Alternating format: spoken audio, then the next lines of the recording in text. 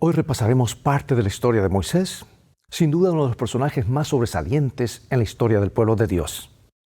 Según la estructura del pacto del libro, el discurso de Moisés comienza con un preámbulo que tiene dos funciones. El primero señala la naturaleza del contenido del libro, como lo indica la frase, estas son las palabras. O sea, estas palabras se refieren no solo a las palabras de Moisés como profeta y líder de Israel, sino también a las palabras que Dios pronunció y le dijo a Moisés, que son sus mandamientos, que Moisés explicaría más tarde, y a la acción de Dios a través de los eventos de la historia de la salvación. Pero en segundo lugar, sitúa el lugar y el tiempo del último testimonio de Moisés a su pueblo, dice, a este lado del Jordán, que es Transjordania, frente a la tierra prometida. Y luego dice, en el año 40, es decir, el último año del viaje de Israel por el desierto. Y después del preámbulo, viene un prólogo histórico que repasa los eventos históricos de los que Moisés extrae lecciones para su pueblo. Veámoslo a continuación, pero primero esto.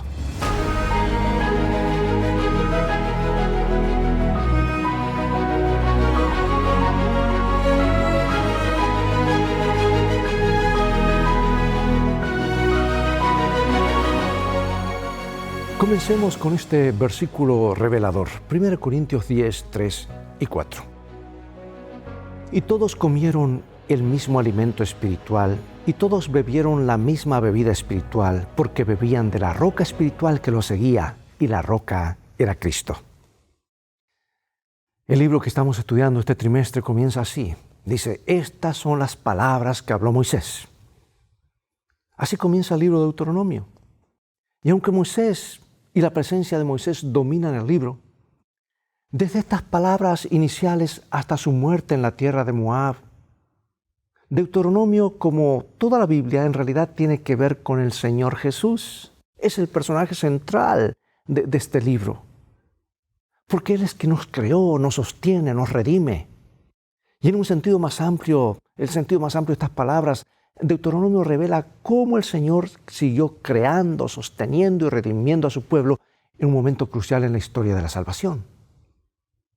Básicamente, justo cuando los hijos de Israel están por entrar en la Canaán, Moisés les da una lección de historia, un tema que se repite en toda la Biblia de paso. Les dice, recuerden lo que el Señor ha hecho por ustedes en el pasado, no lo olviden. Y esta advertencia debería significar algo para nosotros también, querido amigo y amiga. Los que estamos en la frontera de una mejor tierra prometida. Mira lo que comenta mi autora favorita en las notas biográficas, página 193. Como he participado en todo paso de avance hasta nuestra condición presente, al repasar la historia, me lleno de admiración y de confianza en Cristo como director. No tenemos nada que temer del futuro a menos que olvidemos la manera en que el Señor nos ha conducido y lo que nos ha enseñado en nuestra historia pasada. Maravillosa cita, ¿verdad? Bueno, repasemos ahora el ministerio de Moisés. En toda la Biblia se siente la presencia de Moisés. Y aunque no se lo menciona hasta Éxodo 2:2, él escribió el libro de Génesis. La narrativa autoritativa y fundamental de Dios sobre quiénes somos, cómo llegamos aquí, por qué las cosas están tan mal y aún así, por qué podemos tener esperanza de todos modos. Se habla de la creación, la caída, la promesa de redención, el diluvio, Abraham, el Evangelio. Todos tienen sus raíces en el Génesis y su autor fue el profeta Moisés. ¿Sabes que es difícil medir adecuadamente la influencia de este hombre? Para nada perfecto, por supuesto. Esta influencia que pudo ejercer para Dios porque él amaba a Dios y quería servirle. Y allí residió el valor de Moisés, a pesar de sus errores, su mente fija en Dios y en hacer su voluntad. Veamos este incidente que registra la conversación entre el Señor y Moisés después del terrible pecado del becerro de oro. Aquí está en Éxodo capítulo 32, versículos 29 al 32, y dice así el relato. Entonces Moisés dijo, hoy os habéis consagrado a Jehová, pues cada uno se ha consagrado en su hijo y en su hermano, para que Él dé bendición hoy sobre vosotros. Y aconteció que al día siguiente dijo Moisés al pueblo: vosotros habéis cometido un gran pecado, pero yo subiré ahora a Jehová, quizás le aplacaré acerca de vuestro pecado. Entonces volvió Moisés a Jehová y dijo: te ruego, pues, este pueblo ha cometido un gran pecado, porque se hicieron dioses de oro, que perdones ahora su pecado. Y si no, ráeme ahora de tu libro que has escrito. Ahora, esto es solemne, amigos. ¿Qué percepción nos da esta historia sobre el carácter de Moisés y por qué, a pesar de sus defectos que tuvo, el Señor pudo usarlo de una manera poderosa? Aunque Moisés no tuvo nada que ver con el pecado, con este pecado específico, trató de interceder por este pueblo pecador e incluso estuvo dispuesto a perder su vida eterna por amor a ellos. Y curiosamente, cuando Moisés le pide a Dios que perdone sus pecados, el verbo en realidad significa cargar. Por lo tanto, Moisés, al entender la gravedad del pecado y lo que se necesitaba para expiarlo, le pidió a Dios que cargara con el pecado de ellos. Y eso se debe a que esta es la única manera, en última instancia, en que cualquier pecado puede llegar a ser perdonado. Por lo tanto, al principio de la Biblia tenemos una poderosa expresión de sustitución en la que Dios mismo, en la persona de Jesús, llevará sobre sí todo el peso y el castigo de nuestro pecado. El camino predeterminado de Dios para la salvación de la humanidad, mientras permanezca fiel a los principios de su gobierno y su ley. Y de hecho, muchos siglos después, Pedro escribió acerca de Jesús lo siguiente: quien llevó Él mismo nuestros pecados en su cuerpo sobre el madero, para que nosotros, estando muertos a los pecados, vivamos a la justicia, y por cuya herida fuisteis sanados. Mientras tanto, lo que vemos en esta historia de Moisés y su reacción ante el pecado del pueblo es que a Moisés lo vemos en un papel de intercesor en favor de un pueblo caído y pecador. ¿No es esto un precursor, algo que anticipaba lo que Jesús también haría por nosotros? ¿Dispuesto a perder su propia alma, a morir la muerte segunda por su pueblo? Reflexiona en las implicaciones de esas palabras. ¿Qué podemos aprender de ellas sobre lo que significa amar verdaderamente a los demás? A pesar de algunos de los errores que la ciencia moderna trata de promulgar como verdad, como que nuestro universo surgió de la nada absoluta, por sí solo, que toda vida en la Tierra surgió por casualidad a partir de las sustancias químicas simples, la ciencia nos ha brindado algunas revelaciones asombrosas del poder creador. La armonía, el equilibrio, la precisión de muchos aspectos del mundo natural, incluso en su estado caído, continúan asombrando a quienes lo estudian. Y si Dios puede ser tan preciso con las cosas físicas, sin duda también lo será con las cosas espirituales. Por lo tanto, en los primeros versículos de Deuteronomio podemos ver más de la increíble precisión de Dios. Vamos a Deuteronomio capítulo 1, versículos 1 al 6. Estas son las palabras que habló Moisés a todo Israel a este lado del Jordán en el desierto, en el Arabá frente al Mar Rojo, entre Parán, Tofel, Labán, Haserot y Disab. 11 jornadas hay desde Horeb, camino del monte de Seir, hasta Cades Barnea. Y aconteció que a los 40 años, en el mes 11, el primero del mes, Moisés habló a los hijos de Israel conforme a todas las cosas que Jehová le había mandado acerca de ellos, después que derrotó a Sehón, rey de los amorreos, el cual habitaba en Hesbón, y al rey Og, rey de Basán, que habitaba en Astarot, en Edrei, de este lado del Jordán, en la tierra de Moab. Resolvió Moisés declarar esta ley diciendo: Jehová nuestro Dios nos habló en Horeb diciendo: habéis estado bastante tiempo en este monte. ¿Cuál es el significado profético del hecho de que el versículo 3 hable de los 40 años? Después del fiasco, cuando Moisés envió espías desde Cades Barnea para inspeccionar la tierra y el pueblo rechazó el llamado para tomar la tierra, ¿qué sucedió? Se les dijo que no entrarían en la tierra prometida como esperaban. ¿Y cuánto tiempo esperarían antes de entrar? Números 14:34. Conforme al número de los días de los 40 días en que reconociste la tierra, llevaréis vuestras iniquidades 40 años, un año por cada día, y conoceréis mi castigo. Por lo tanto, Deuteronomio retoma en el año 40 exactamente como Dios les había dicho. En otras palabras, la palabra profética de Dios es tan confiable como Dios mismo. Y lo que vemos aquí en los primeros versículos de Deuteronomio son las evidencias de esa fiabilidad, de esos detalles que Dios, cuando Dios dice algo, lo cumple. Es decir, Dios hace lo que dice y lo hace cuando dice que lo hará. Por supuesto, este no es el único periodo profético que se cumplió como Dios lo había dicho, porque al mirar desde nuestro punto de vista actual, podemos encontrar en Daniel 9, 24 al 27, por ejemplo, que el periodo para Jesús se cumplió tal como el Señor lo había dicho. Podemos ver que el tiempo y tiempos y medio tiempo se ha cumplido en la historia, así como también los 2300 días proféticos o años literales de Daniel 8:14. Y además de los elementos del tiempo preciso en la profecía de Daniel 2, Daniel 7, Daniel 8, que se predijeron con tanta precisión y exactitud, predijeron la historia del mundo.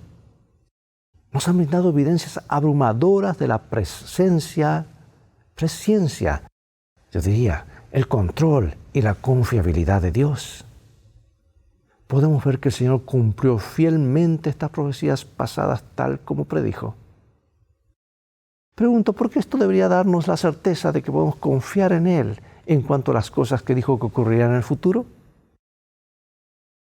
Bueno, después del largo peregrinaje por el desierto, Moisés, hablando en nombre de Jehová, él era un profeta, aunque a decir verdad era más que un profeta. Él dijo lo que aparece en Deuteronomio 1:8. Mirad, yo os he entregado la tierra, entrad y poseed la tierra que Jehová juró a vuestros padres Abraham, Isaac y Jacob, que les daría a ellos y a su descendencia después de ellos. No obstante, fíjate lo que viene a continuación. ¿Cuál es el significado de estas palabras? Especialmente a la luz del hecho de que en realidad Dios los estaba castigando por la rebelión en Cades Barnea. Versículos 9 al 11 del primer capítulo de Deuteronomio. En aquel tiempo yo os hablé diciendo, yo solo no puedo llevaros. Jehová vuestro Dios os ha multiplicado y aquí hoy vosotros sois como las estrellas del cielo en multitud. Jehová Dios de vuestros padres os haga 1000 veces más de lo que ahora sois y os bendiga como os ha prometido. Se encuentra aquí otro ejemplo de la gracia de Dios. Incluso en medio de las travesías del desierto fueron bendecidos. Mira lo que dice Nehemías capítulo 9, versículo 21. Lo sustentaste 40 años en el desierto, de ninguna cosa tuvieron necesidad. Sus vestidos no se envejecieron, ni se hincharon sus pies. Y ahora Moisés, mostrando nuevamente su amor por su pueblo, le pidió a Dios que lo multiplicara 1000 veces más de lo que Dios ya lo había hecho. Como resultado directo de la bendición de Dios sobre ellos, ¿qué sucedió? ¿Y qué pasos tomó Moisés para afrontar esta situación? Vamos al primer capítulo, nuevamente de Deuteronomio, versículos 12 en adelante. ¿Cómo llevaré yo solo vuestras molestias, vuestras cargas y vuestros pleitos? Dadme de entre vosotros, de vuestras tribus, varones sabios y entendidos y expertos, para que yo los ponga por vuestros jefes. Y me respondisteis y dijisteis, bueno es hacer lo que has dicho. Y tomé a los principales de vuestras tribus, varones sabios, expertos, y los puse por jefes sobre vosotros, jefes de millares, de centenas, de 50 y de 10, y gobernadores de vuestras tribus. Y entonces mandé a vuestros jueces diciendo, oíd entre vuestros hermanos y juzgad justamente entre el hombre y su hermano y el extranjero.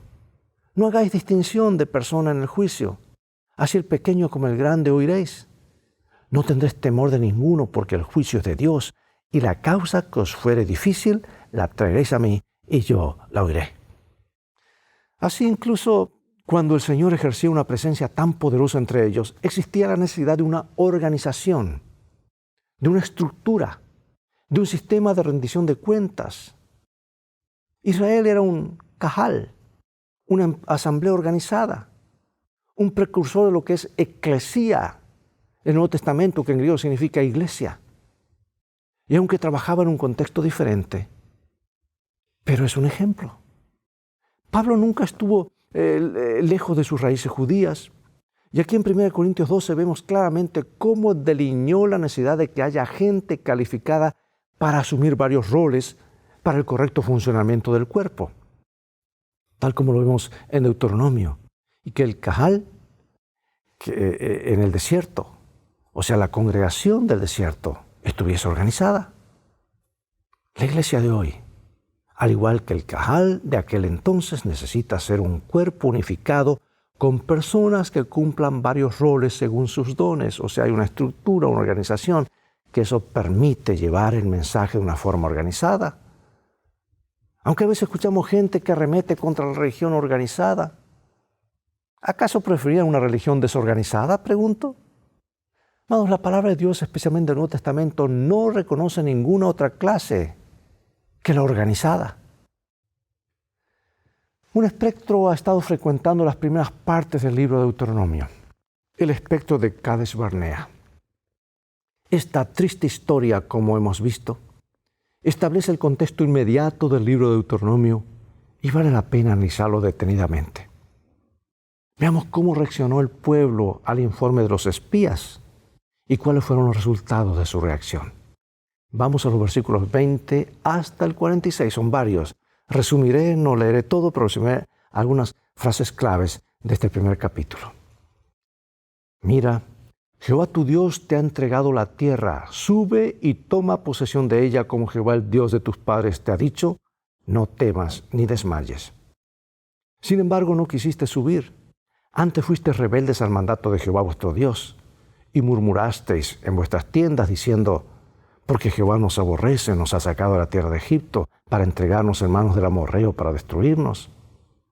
Entonces os dije, no temáis ni tengáis miedo de ellos, Jehová vuestro Dios, el cual va delante de vosotros, Él peleará por vosotros conforme a todas las cosas que hizo por vosotros en Egipto, delante de vuestros ojos. Y aun con esto no creísteis a Jehová vuestro Dios. Y oyó Jehová la voz de vuestras palabras y se enojó y juró diciendo, no verá hombre alguno de estos, de esta mala generación, la buena tierra que juré que había de dar a vuestros padres, excepto Caleb, hijo de Jefoné. Él la verá, y a él le daré la tierra que pisó, y a sus hijos, porque ha seguido fielmente a Jehová. Y vuestros niños, de los cuales dijiste que servirían de botín, y vuestros hijos que no saben hoy lo bueno ni lo malo, ellos entrarán allá, y a ellos les daré, y ellos le heredarán. No subáis ni peleéis, porque yo no estoy entre vosotros, para que no seáis derrotados por vuestros enemigos. Ellos querían tomar una ciudad que estaba cercana, cuando la bendición de Dios no los acompañaba, Dios termina diciendo, ya no suban. Y ellos fueron, y el fracaso fue terrible. Ahora, de estos textos, hermanos, podemos extraer muchas lecciones importantes. Es una historia que nos deja grandes lecciones. Pero hay una que aparecerá nuevamente en el libro y también se puede encontrar en Números 14. Aunque no vemos a Moisés nuevamente en el papel de intercesor, ¿qué tiene de relevante su línea de razonamiento con el Señor en cuanto a por qué el Señor no debería destruirlos? Piensa en lo que Moisés le estaba diciendo a Dios. Si haces esto, estaba diciendo a Dios, fíjate qué pensarán los egipcios y otras naciones de la zona cuando se enteren. Este argumento es importante porque en última instancia todo lo que Dios había querido hacer con Israel no era solo por el bien de Israel, sino también lo era para la humanidad en su conjunto.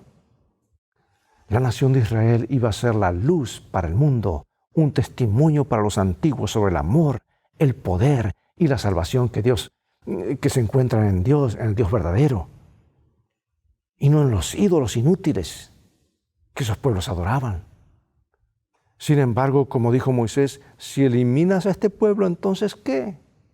Las naciones dirán, por cuánto no pudo Jehová meter este pueblo en la tierra de la cual se había jurado, los mató en el desierto. En otras palabras, lo que vemos aquí es un tema que se encuentra en toda la Biblia. La idea de que Dios debe ser glorificado en su pueblo, que la gloria, la bondad, el amor y el poder de Dios deben revelarse en su iglesia a través de lo que Él hace mediante su pueblo. Por supuesto, su pueblo no siempre le facilita hacer esto. Pero ¿sabes qué? Finalmente Dios será glorificado a través de sus actos en la tierra y Dios finalmente tendrá un pueblo que entrará finalmente en la tierra prometida. Bueno, en Deuteronomios capítulo 2 y 3, Moisés sigue relatando la historia de Israel y cómo derrotaron a sus enemigos con la bendición de Dios cuando ellos fueron fieles. Dios le dio la victoria incluso sobre gigantes. Por supuesto, esto trae a colación un tema difícil que al menos debemos mencionar con respecto a la destrucción de estos pueblos. Y muchos dicen, ¿por qué Dios mandaba destruir todo? Aunque a menudo los hijos de Israel primeramente negociaban la paz con una nación, si la gente no aceptaba su oferta, a veces los israelitas entraban y los destruían, incluyendo mujeres y niños. Yo sé que algunos eruditos tratan de eludir esto simplemente diciendo que estas historias no son ciertas. Sin embargo, debido a que creemos que toda escritura es inspirada por Dios y útil para enseñar, para redarguir, para corregir, para instruir en justicia, esta no es una buena opción viable para los adventistas del séptimo día, ¿no? Por lo tanto, nos cabe plantearnos la difícil cuestión o pregunta de estos incidentes. ¿Por qué ocurrieron? ¿Por qué Dios manda destruir? Vamos a un poquito antes, en Génesis 15, 16. ¿Qué le dijo Dios a Abraham? Y en la cuarta generación volverán acá, porque aún no ha llegado a su colmo la maldad del amorreo hasta aquí.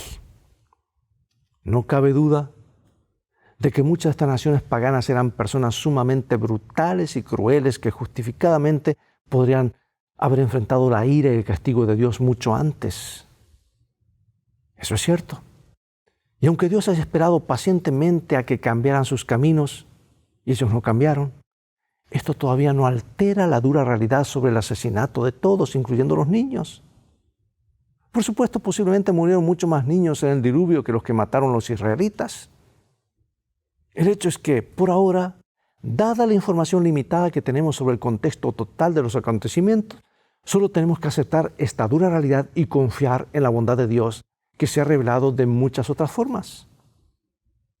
Pero tenemos suficiente, aquí hago un pequeño paréntesis, suficiente evidencia arqueológica de la maldad de estas naciones. Ellos no respetaban a los adultos. Los más viejos los cortaban en pedazos y cortaban por esas partes los cimientos de sus casas, y cuanto más cadáveres ponían en sus cimientos, más bendecida según ellos era la casa. La vida ya no valía para ellos, la vida de los más adultos. Y Dios dijo, destruyan a todos, tenemos evidencias, no estamos a ciegas. La fe, hermanos, no se trata solamente de amar a Dios en un hermoso día, en un hermoso bosque lleno de maravillas, maravillosas vistas y sonidos. También implica confiar en Él a pesar de que no entendemos todo completamente. Un día lo entenderemos y Él nos dirá claramente por qué lo hizo. Pero para finalizar, antes de unas preguntas de reflexión, leo cómo un erudito trata de responder las preguntas difíciles sobre lo que hicieron los israelitas con algunas de estas naciones. Aquí tenemos un comentario sobre el libro de Deuteronomio y dice el autor lo siguiente. Como creador de todas las cosas y de todos los seres humanos y como soberano de todo, Dios puede hacer lo que quiera con quien quiera y tiene razón al hacerlo. Los caminos de Dios son un misterio. Dado que nunca lo entenderemos por completo, bien podríamos calmarnos con las preguntas en nuestra mente. Isaías 55, 8 al 9 ofrece algún consuelo. Según la imagen bíblica de los cananeos, estos pueblos, como mencioné, eran extremadamente malvados y su aniquilación representaba el juicio de Dios por su pecado. La destrucción de los cananeos no fue la primera ni la última vez que Dios hizo esto. Las diferencias entre el destino de los cananeos y el destino de la humanidad, a excepción de la familia de Noé, como se describe en Génesis 6 al 9, engloban magnitud e intermediación. Dios nunca tuvo la intención de que los israelitas hicieran la política de Herem, o sea, destrucción total, como una política general hacia los extranjeros. Deuteronomio 7.1 expresamente identifica y por lo tanto delimita a los pueblos meta. Los israelitas no debían seguir estas políticas contra los arameos, los edomitas, los egipcios, ni ningún otro. Los cananeos sufrieron un destino que finalmente todos los pecadores enfrentarán: el juicio de Dios. La eliminación de los cananeos por parte de Dios fue una medida necesaria en la historia de la salvación. Aunque los cananeos en su conjunto eran blanco del juicio de Dios, tuvieron al menos 40 años de previo aviso. Ver allí la confesión de Rahab, ¿verdad?, en Josué 2:8 al 11. Sí, Dios no hace las cosas porque sí, Él tiene sus razones. Reflexiona en nuestra interpretación del milenio, en el que tendremos 1000 años para obtener respuestas a todas nuestras preguntas. ¿Cómo puede ser esta interpretación? ¿Puede esta interpretación ayudarnos a aprender a confiar en Dios a pesar de las preguntas difíciles que tengamos ahora? ¿Cuáles son algunas de las formas en las que Dios te ha guiado en el pasado y que pueden ayudarte a aprender a confiar para el futuro? ¿Por qué es tan importante no olvidar cómo Dios ha obrado en nuestra vida? Cuando contemplamos el gran cuadro, vemos que Dios es amor y nos ama más de lo que nosotros podemos imaginar. Acompáñame a orar. Padre Celestial, hemos repasado estos incidentes, cómo Israel pudo haber entrado, pero su falta de fe no les permitió. Cómo ellos pudieron haber obedecido, pero decidieron dudar. Un ejemplo triste que no queremos repetir. Queremos, por el contrario, escuchar tu voz, seguirte. Aunque algunas cosas no las entendamos, un día las entenderemos, pero una cosa sí podemos entender: que tú nos amas y quieres lo mejor para nosotros. Y eso lo demostraste aún antes de nosotros haber nacido.